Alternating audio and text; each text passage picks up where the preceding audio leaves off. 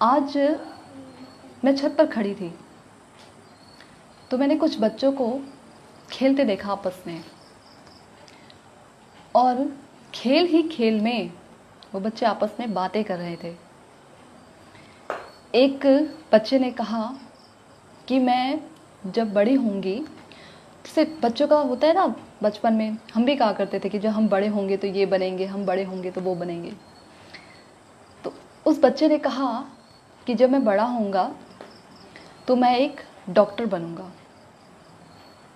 दूसरे बच्चे ने कहा जब मैं बड़ी होंगी तो मैं एक टीचर बनूंगी, और जैसे टीचर शासन करती है, पढ़ाती है, उसी तरीके से मैं भी शासन करूंगी और पढ़ाऊंगी। तो मैं उन्हें देखकर सोचने लगी कि किसी ने भी ये नहीं कहा कि मैं भक्त बनूंगा या भक्त बनूंगी, क्योंकि ऐसी शिक्षा हम अपने बच्चों को प्रदान ही नहीं कर पाते। क्यों? क्योंकि जो आज के युग में जो माता पिता हैं, उन्हें ही इस बारे में ये ज्ञान नहीं कि उन्हें कैसी शिक्षा अपने बच्चों को प्रदान करनी चाहिए। तो मैं खैर उन बच्चों को देखकर यही सोचने लगी, और ये बात सोचते सोचते मुझे शास्त्र की एक बहुत सुंदर बात, शास्त्र का एक बहुत सुंदर श्लोक याद आया कि आखिर जीवन के जो चरम लक्ष्य हैं वो क्या हैं, कौन होने चाहिए हमारे जीवन के चरम लक्ष्य। तो आइए उसी श्लोक पर चर्चा करने का प्रयास करते हैं। वासुदेव परा वेदा, वासुदेव परा मखा, वासुदेव परा योगा, वासुदेव परा क्रिया, वासुदेव परम ज्ञानम, वासुदेव परम तपः, वासुदेव परो धर्मो, वासुदेव परा गति। तो कितना सुंदर श्लोक है। इस श्लोक का अर्थ पढ़ लेते हैं हम लोग। प्रामाणिक शास्त्रों में ज्ञान का परम उद्देश्य पूर्ण पुरुषोत्तम परमेश्वर श्री कृष्ण है। यज्ञ करने का उद्देश्य उन्हें ही प्रसन्न करना है। योग उन्हीं के साक्षात्कार के लिए है। सारे सकाम कर्म अंततः उन्हीं के द्वारा पुरस्कृत होते हैं। वे परम ज्ञान हैं और सारी कठिन तपस्या उन्हीं को जानने के लिए की जाती है। उनकी प्रेम पूर्ण सेवा करना ही धर्म है। वे ही जीवन के चरम लक्ष्य हैं। तो शास्त्र हमें बताते हैं कि जीवन के चरम लक्ष्य क्या हैं। आखिर हमें मालूम होगा तभी तो हम किसी और को ये बता पाएंगे कि जीवन के चरम लक्ष्य क्या है, वरना सारे जीवन भर यही खोजते और सोचते रह जाएंगे कि हमारे जीवन के लक्ष्य क्या है। क्यों आखिर हमने मनुष्य योनि धारण की है? क्यों? कोई भी व्यक्ति ये प्रश्न पूछने की हिमाकत नहीं उठाता कि आखिर ये मनुष्य योनि क्यों प्राप्त हुई है। क्यों? जब मनुष्य योनि प्राप्त होती है तो जब जीवात्मा इस शरीर को छोड़कर चली जाती है तो आखिर वो शरीर धरा का धरा क्यों रह जाता है? वो पहले की तरह क्यों नहीं सारे रिश्तों को निभा पाता? क्यों नहीं हमसे बातें करता, वादे करता, कस्में खाता? आखिर क्यों नहीं ये शरीर इस प्रकार की क्रिया करता? तो ये जानने का कोई प्रयास ही नहीं करता। बस मात्र जीवात्मा जब छोड़कर चली जाती है तो मर गया, या शरीर छोड़कर चला गया, शरीर मिट्टी हो गया, ऐसे शब्दों के द्वारा उस शव को उठा कर ले जाते हैं। और कुछ लोग उसे जला देते हैं, कुछ लोग उसे ज़मीन में दफना देते हैं। तो अलग अलग प्रकार से ये क्रियाएं करते हैं, परंतु ये जानने का कोई प्रयास नहीं करता आखिर ये व्यक्ति कुछ समय पहले तो हमसे बातें कर रहा था, क्रियाएं कर रहा था, कितने वादे, कितने कस्में इसने हमसे खाए थे रिश्ते निभाने के लिए। आखिर वो कस्में, वो वादे कहाँ चले गए? कोई नहीं कहता। कोई इस बारे में कोई चर्चा करना नहीं चाहता, कोई सोचना नहीं चाहता आखिर कहाँ गई वो जीवात्मा। शरीर तो वही पड़ा है जिसे हम जानते हैं, जिसे हम पहचानते हैं, जिसे कुछ समय पहले हम अमुक अमुक नामों के द्वारा पुकार रहे थे, परंतु अब वो कहाँ गया? अब वो क्यों नहीं हमारे पुकारने पर खड़ा हो जाता? क्यों नहीं हमारे बुरा भला कहने पर वो प्रतिक्रिया व्यक्त करता? आखिर कहाँ चला गया वो शरीर? खैर, आइए चर्चा करते हैं इस पर। प्रामाणिक शास्त्रों में ज्ञान का परम उद्देश्य पूर्ण पुरुषोत्तम परमेश्वर श्री कृष्ण हैं। तो प्रामाणिक शास्त्र, प्रामाणिक शास्त्र, ये शास्त्र प्रामाणिक यानी जो वेद हैं, जिन्हें सभी जानते हैं। भारत में कोई ऐसा, मुझे नहीं लगता कोई ऐसा व्यक्ति होगा जो अपने आप को इंटेलिजेंट कहता हो और ये व्यक्ति ये ना जानता हो कि वेद भी कुछ होता है, कोई विषय वेद होते हैं। ऐसा कोई नहीं होगा। विषय ही व्यक्ति नहीं जानता होगा, मुझे लगता है, कि वेद क्या चीज़ है। तो प्रामाणिक शास्त्र, ये वेद, 4 वेद, मुख्यतः एक ही वेद है जिसको 4 विभागों में विभक्त किया गया है। ये 4 वेद, और इन चारों के द्वारा भी, इनमें से जो श्रील व्यासदेव हैं, उन्होंने कई ग्रंथों की, कई पुराणों की, उपनिषदों की रचना की। इन वेदों को आधार रख के, इन्हें बीच में सेंटर पर रखकर, उसमें से सब कुछ मंथन करके श्रील व्यासदेव ने निकाला। इस बात पर एक मुझे बात याद आती है, जब कभी मैं सर्विस किया करती थी जॉब, तो उस दौरान एक वृद्ध व्यक्ति, जिनकी उम्र कुछ 55 के आसपास होगी, उन्होंने मुझसे कहा, ऐसे ही किसी बात पर चर्चा हो रही थी, उन्होंने मुझसे कहा कि वेद वगैरह जो होती है किसी व्यक्ति ने लिखे हैं, ये भगवान ने नहीं लिखे, ये उनकी वाणी नहीं है, ये किसी व्यक्ति ने लिखे हैं। व्यासदेव को व्यक्ति कहकर संबोधित कर रहे थे, यानी हमारे जैसे व्यक्ति, बस थोड़ी सी उनकी बुद्धि हमसे तीव्र है। तो मैंने उन्हें कहा कि आपने लगता है कभी वेद खोलकर देखे नहीं। वेद छोड़िए, वेद रूपी वृक्ष में से जो एक पका हुआ फल निकला है, श्रीमद् भागवत महापुराण, आप उसको ही पढ़कर देखिए। आप उसे पढ़कर ही जान जाएंगे कि ये किसी व्यक्ति विशिष्ट ने नहीं लिखा, ये भगवान के अवतार कहे जाने वाले श्रील व्यासदेव, उन्होंने ही लिखा है। क्योंकि ऐसी सूक्ष्म दृष्टि हमारे जैसे साधारण बद्ध जीवों में नहीं होती, नहीं है। ऐसी सूक्ष्म दृष्टि तो मुक्त जीवात्माओं में, और जो सूक्ष्म से सूक्ष्मतर हैं श्री भगवान, उन्हीं में पाई जाती है। ऐसी बुद्धि, ऐसी सूक्ष्म बुद्धि जो सूक्ष्म विचारों को समझ सके, जान सके, हमें नहीं प्राप्त होती। अगर हमें होती तो हमारे लिए वेदों का मंथन करने की आवश्यकता नहीं थी। वेदों में से ही हम सार निकाल लेते। श्रील वेद व्यास जी ने हमें ये वेदों का सार प्रदान किया श्रीमद् भागवत पुराण के रूप में। देखिए, मधुमक्खी तो आपने देखी होंगी, मधुमक्खी और उनका छत्ता, मधुमक्खियों के द्वारा बनाया जाने वाला।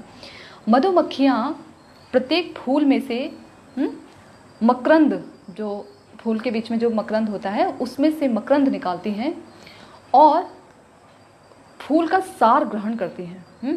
सार ग्रहण करती हैं। देखने पर बिल्कुल पता नहीं लगेगा कि इस फूल में से रस निकाल लिया गया है। देखने पर वो फूल खिला का खिला ही रहता है, परंतु मधुमक्खी इतनी बुद्धिमान होती है कि उसमें से सार यानी मकरंद निकाल लेती है और पता भी नहीं लगने देती कि उसमें से मकरंद, उसका रस जो है निकल चुका है। उसके बाद जब वो अपने मुंह में रखती है उस रस को, और उसके जब लार से वो स्पर्श करता है फूलों का रस, और उसी लार को, जो उसका थूक होता है, जो उसकी लार होती है, जब वो निकालती है बाहर को, उसे कहते हैं मधु, शहद, जिसे खाकर हम लोग अपने, जो औषधि के रूप में प्रयोग होता है, और अपने शरीर को हिष्ट पुष्ट भी करते हैं। यहाँ तक कि याज्ञिक जो क्रियाएं होती हैं, यज्ञ आदि जो क्रियाएं होती हैं, पूजा पाठ, उसमें भी ये काम में आता है। तो देखिए भगवान की कितनी सुंदर व्यवस्था कि उसका जो एक लार है, मधुमक्खियों का जो लार है, वो कितने काम का है जब वो एक रस के साथ मिलता है। उसी प्रकार से देखिए भगवान की तो संरचना क्या कही जाए, कहते कहते तो जीवा थक जाएगी, और हमारे अंदर इतनी समझ भी नहीं कि हम उन्हें बता सके। एक छोटा सा बीज, बरगद का बीज है, छोटा सा बीज, उस छोटे से बीज को यदि जमीन पर गाड़ दिया जाए तो उसमें से पेड़ नहीं उगता, नहीं उग सकता। बरगद का जो बीज है वो, पीपल और बरगद का, उसको अगर ज़मीन में गाड़ दिया जाए तो नहीं उगता। वो कैसे उगता है? जब उसको एक विशिष्ट पक्षी उसे खाता है और उसके पेट में इस प्रकार की क्रियाएं होती हैं, और जो उसका जो मल है जब वो निकलता है तब वो जहाँ पड़ेगा बीज के साथ, वहीं वो बरगद और पीपल का वृक्ष उग जाएगा। तो कभी कभी आपने देखा भी होगा, मैं जैसे कई जगहों में मैंने मंदिरों में भी देखा है कि दीवारों के बीच में से पीपल का वृक्ष निकल जाता है, बरगद का वृक्ष निकल जाता है, कई जगहों पर से। तो ये भगवान की विशिष्ट विशिष्ट सुंदर संरचना।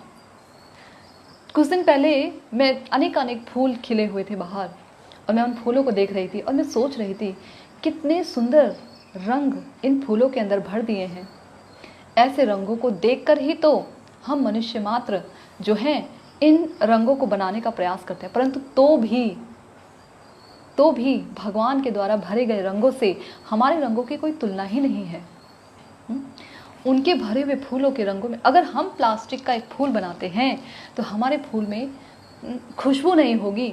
यदि ऊपर से उसमें कृत्रिम रूप से खुशबू डाल भी दी जाए तो भी खुशबू उस खुशबू का मुकाबला नहीं कर सकती जो भगवान ने प्रदान किया है। सुंदर पुष्प है ना, भगवान की सुंदर संरचना। तो खैर, मैं ये कह रही थी कि श्रील व्यासदेव जी ने वेदों का मंथन करके इस श्रीमद् भागवत महापुराण को निकाला है हमारे लिए। जब समुद्र मंथन हुआ था तो उस समय समुद्र मंथन में से अनेक जो हैं रत्न और अमृत, लक्ष्मी जी, ऐरावत हाथी, कई तरीके की चीज़ें निकली थी, परंतु उनमें से, उस मंथन में से ऐसी कोई वस्तु नहीं निकली जिसके द्वारा ये दावा किया जा सके कि इससे कृष्ण प्रेम प्राप्त होता है। यहाँ तक कि अमृत, जिसके पीछे देवता और असुरगण लड़ रहे थे, उस पर भी ये दावा नहीं किया गया कि इसे पीने से कृष्ण प्रेम प्राप्त होगा। क्यों? क्योंकि जब शुकदेव गोस्वामी श्रीमद् भागवत महापुराण शुरू करने जा रहे थे, परीक्षित महाराज को सुनाने जा रहे थे, उसी समय देवलोक से देवतागण आते हैं अमृत का कलश लेकर और कहते हैं कि हम विनिमय करना चाहते हैं आपसे। क्या विनिमय? कि आप, परीक्षित महाराज तो मरने वाले हैं, आप हमसे ये अमृत का कलश लेकर परीक्षित महाराज को जीवन दान दे दीजिए और हमें ये अमृतमय कथा सुना दीजिए। तो शुकदेव गोस्वामी जी ने, वैसे कथा सुनने में सबका अधिकार है, चाहे देवता हो, मनुष्य हो, कोई भी हो, कोई भी ऊंच नीच कहीं पर भी किसी को भी रोक नहीं कथा सुनने में। परंतु क्योंकि देवता लोग विनम्रता के साथ उनके पास कथा सुनने नहीं आए थे, तो शुकदेव गोस्वामी जी ने कथा का विनिमय करने से इनकार कर दिया था।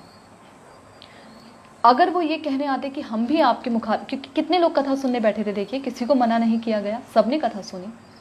अगर वो चुपचाप उनसे श्रद्धा लेकर कथा सुनने आते तो ज़रूर उन्हें कथा रूपी अमृत प्राप्त होता, परंतु क्योंकि उन्होंने उस कथा रूपी अमृत की तुलना उस साधारण अमृत से कर दी, इसलिए शुकदेव गोस्वामी जी ने उन्हें उसका सुपात्र नहीं समझा, इसलिए उन्हें खाली हाथ लौटना पड़ा। तो देखिए, तो जो अमृत है, समुद्र मंथन से निकला अमृत, वो भी दावा नहीं करता कि भगवत प्रेम इसके द्वारा प्राप्त हो सकता है। लेकिन जो श्रील व्यासदेव ने मंथन करके जो ग्रंथ निकाला हमारे जैसे जीवों के लिए, उससे ये साबित होता है, ये दृढ़ होता है कि हमें कृष्ण प्रेम प्राप्त होगा ही होगा जो व्यक्ति उसका नित्य रूप से पान करता है। नित्यम भागवत सेवया प्रेमो पुमार्थ महान, ऐसा चैतन्य महाप्रभु ने मत दिया है कि ये प्रेम को प्राप्त कराने के लिए एक महान ग्रंथ है, इससे प्रेम प्राप्त होता है। तो ऐसा उन्होंने मंथन किया। आगे क्या कह रहे हैं कि देखिए, जो ज्ञान है इसका परम उद्देश्य पूर्ण पुरुषोत्तम परमेश्वर श्री कृष्ण है। प्रामाणिक शास्त्र में जो ज्ञान है, इसमें जो ज्ञान दिया गया है, ये ज्ञान मुक्ति प्रदान कर सकता है, जो वेदों में जो ज्ञान दिया गया है उसके द्वारा जो ज्ञानी जन होते हैं वो मुक्ति प्राप्त करते हैं। ये ऐसा ज्ञान है जिसे जो सांसारिक जो लोग हैं, दार्शनिक चिंतक जो लोग हैं, प्राप्त करके भी भगवान को जान नहीं सकते। परंतु जो ज्ञान परंपरा युक्त होकर किसी वैष्णव के मुखार विंद से निकलता है, उस ज्ञान को सुनने से भगवत प्राप्ति निश्चित होती है। इसमें क्या कहा गया है कि परम उद्देश्य जो है पूर्ण पुरुषोत्तम परमेश्वर श्री कृष्ण है। जो वेदों में जो ज्ञान दिया गया है ना, देखिए वेदों में कई विषय हैं वेदों में, इसलिए हम लोग इसे समझ नहीं पाते वेदों को। वेदों पर सबका अधिकार नहीं होता, मात्र केवल जो ब्राह्मण होते हैं उनका ही अधिकार होता है वेदों पर, सबका अधिकार नहीं होता। क्योंकि पहले के जो ब्राह्मण होते थे उनकी बुद्धि अत्यधिक तीव्र होती थी, इतनी तीव्र कि वो क्षत्रियों पर, जो क्षत्रिय, जो राजा, जो सारे चक्रवर्ती सम्राट हुआ करते थे और जो सारे जगत पर शासन करते थे, उन पर शासन करते थे ये ब्राह्मण लोग, उन पर शासन करते थे। इतनी इनकी तीक्ष्ण बुद्धि होती थी। ब्रह्म को अपने हृदय में धारण करते थे, श्री भगवान को अपने हृदय में बांध कर रखते थे, ऐसे होते थे ये ब्राह्मण। तो इसलिए वेदों पर इनका अधिकार होता था। अब के जो मात्र केवल जन्मजात जो ब्राह्मण हैं, उन्हें उनका वेदों पर अधिकार नहीं होता। कर्म से जो ब्राह्मण हैं उनका वेदों पर अधिकार होता है, उनका वेदों पर अधिकार होता है। तो कहा गया कि परम उद्देश्य पूर्ण पुरुषोत्तम परमेश्वर श्री कृष्ण है। ऐसा ज्ञान जिसका उद्देश्य श्री भगवान को जानना ना हो, मात्र केवल ज्ञान को एकत्र करना हो। कहा गया ना, ज्ञान कर्मादि अनावृत, ऐसी भक्ति जिसमें कि ज्ञान और कर्म अनावृत होने चाहिए, ऐसी भक्ति, ऐसी, उसे उत्तम भक्ति का नाम दिया गया है। तो ऐसा ज्ञान जिसमें कि भगवान के बारे में जानना ना हो, मात्र केवल ज्ञान को इकट्ठा करना हो, तो वो ज्ञान किसी काम का नहीं होता, किसी काम का नहीं होता। और भी देखा जाता है जिस ज्ञान के द्वारा भगवान को जाना जाता है वो ज्ञान ही महान है। कैसे? जैसे जड़ भरत, जो राजा भरत थे, उन्होंने अपने जीवन में, अपने काल में भक्ति की भगवान की, और भक्ति करने के बाद उन्हें भक्ति करने से क्या होता है, ज्ञान और वैराग्य दोनों एक साथ उदित होते हैं हृदय में। तो उन्हें ज्ञान हुआ, आत्म का और परमात्मा का ज्ञान हुआ। राजा भरत उसी जो जन्म था उनका राजा भरत का, उसमें भाव अवस्था के स्तर तक पहुंच चुके थे। उसके बाद आप लोग जानते ही हैं कि हिरण के एक आसक्ति के कारण उन्हें अगला शरीर हिरण का प्राप्त हुआ। हिरण का शरीर में उन्हें ज्ञान था, हिरण के शरीर में भी उन्हें ज्ञान था कि पिछले जन्म में एक भक्त थे और किस प्रकार उनका पतन हुआ एक हिरण से आसक्ति करने पर। और अगले जन्म में वो जब एक ब्राह्मण के पुत्र रूप में पैदा हुए, तो उस समय वो ऐसे व्यक्ति बनकर रहे जो गूंगे बहरे के समान, ऐसे दर्शाते थे कि उन्हें कुछ समझ नहीं आ रहा, जड़ बुद्धि के हैं, कुछ समझ नहीं आता उन्हें, इसलिए उनको जड़ भरत कहा जाने लगा, जड़ बुद्धि के हैं, जड़ भरत कहने लगे। तो भी इतना ज्ञान उनके अंदर कि जब राजा रहुगण जो थे उनके आश्रम में जा रहे थे, मुनि के आश्रम में जा रहे थे उनसे ज्ञान प्राप्त करने के लिए, तो उस समय वो उन्हें आत्म तत्व का इतना सुंदर ज्ञान देते हैं, इतना सुंदर ज्ञान देते हैं कि जिसके कारण जो राजा रहुगण थे उन्होंने उनसे ज्ञान प्राप्त करके भक्ति शुरू की। देखिए, कहने को दिखाने को जड़, परंतु ज्ञान कैसा, अंदर से आंतरिक ज्ञान कितना प्रज्वलित। ऐसा लग रहा था जैसे कि धूल में सना हुआ कोई हीरा हो, धूल में सना हुआ हीरा। तो ये ही ज्ञान जो है, हमें जो ज्ञान श्री भगवान से मिलाए वो ज्ञान सही है। परंतु जो ब्रह्म ज्ञानी हैं, जो सोचते हैं कि हम भी ब्रह्म, तुम भी ब्रह्म, जो जीव है वो तो ब्रह्म है ही, जो ब्रह्म है वो तो ब्रह्म है ही, और जब जीवात्मा का माया का जो चंगुल है वो छूट जाता है, खत्म हो जाता है, तो वो शरीर छोड़ने के बाद ब्रह्म बन जाता है, यानी एकाकार हो जाता है, उसमें मिल जाते हैं। परंतु हमारे आचार्यगण बताते हैं जिस प्रकार एक हरे पेड़ में यदि हरा तोता मिल जाए, उसमें बैठ जाए, तो ये नहीं कहेंगे कि उस तोते का जो अस्तित्व है वो समाप्त हो गया। तोता अपनी जगह है, पेड़ अपनी जगह है, अस्तित्व समाप्त नहीं हुआ। ये ब्रह्म ब्रह्म कहते कहते भ्रम की स्थिति पैदा हो जाती है और भूल जाते हैं कि सत्य में ब्रह्म कौन है और जीव कौन है। ये ज्ञान सही नहीं है, ये ज्ञान भगवान से नहीं मिलाता, बल्कि भगवान के चरण कमल में अपराध करता है। ये ज्ञान ठीक नहीं। ऐसा ज्ञान जो कि भगवत भक्ति प्राप्त कराए, भगवत